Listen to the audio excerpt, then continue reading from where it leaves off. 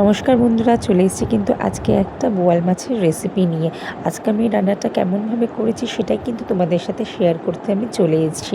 যাই হোক, প্রথমেই ক্ষমা চেয়ে নিচ্ছি, অনেকদিন পরে আবার ভিডিও ছাড়ছি, কারণ একটু গরমের কারণে শরীরটা একটু খারাপ হয়ে গেছিলো। চলো দেখতে থাকো বোয়াল মাছটা আমি কীভাবে রান্না করেছি। আমার মা কিন্তু মাছটা পাঠিয়েছিল, মাছটা খুবই কিন্তু ফ্রেশ ছিল আর খুবই ভালো ছিল মাছটা। তো মাছটাকে ভালো করে কিন্তু এখানে আমি ধুয়ে নিয়েছি। আর এই রেসিপিটা কিন্তু আমার ননদ আমাকে বলেছে, ওদের বাড়িতে গেলেই কিন্তু ওরা এইভাবে ঠিক রান্নাটা করতো।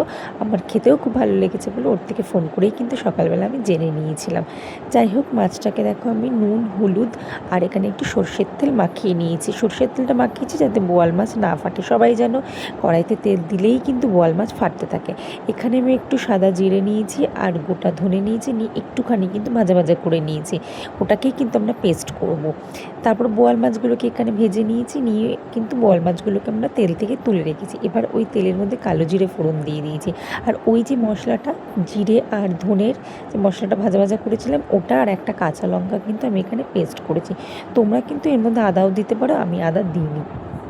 এবার দেখো মশলাটা এখানে দিয়ে কিন্তু ভালো করে একটু নেড়েচেড়ে কষিয়ে নিলাম। এবার এখানে কুচনো টমেটো দেব আর এখানে ছেঁড়া কাঁচা লঙ্কা দেবো, দিয়ে আবার কিন্তু মশলাটাকে কষাবো আর সামান্য পরিমাণে কিন্তু নুন দেব। দিয়ে এবার মশলাটাকে যখন কষানো হয়ে যাবে না, তখন কিন্তু এর মধ্যে একটু হলুদ গুঁড়ো দেবো, দিয়ে ভালো করে আবার মশলাটাকে কষাবো। এবার যেই মশলা থেকে তেল ছাড়বে তখন কিন্তু আমি পরিমাণ মতন জল দিয়ে দেবো। জলটা কিন্তু ফুটে উঠলেই আমি এক এক করে ভেজে রাখা বোয়াল মাছগুলো এই ঝোলের মধ্যে কিন্তু দিয়ে দেবো। দিয়ে অনেকক্ষণই কিন্তু ফোটাবো। এখানে কিন্তু বেশি ঝোল থাকবে না, একটু গা মাখা থাকবে। এক এক করে বোয়াল মাছগুলোকে কিন্তু আমি সাজিয়ে দিলাম আর একটুখানি নেড়ে চেড়ে না ঝোলের মধ্যে আমি দিয়ে দিলাম মাছগুলোকে, যাতে মাছের ভেতরে ভালো মতো রসটা ঢুকে যায়, তাহলেই কিন্তু খেতে ভালো লাগবে।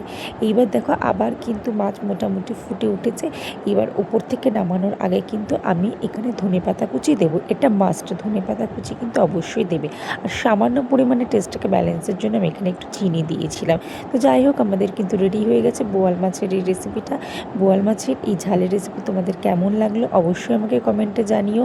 আর ভালো লাগলে বাড়িতে অবশ্যই ট্রাই করবে।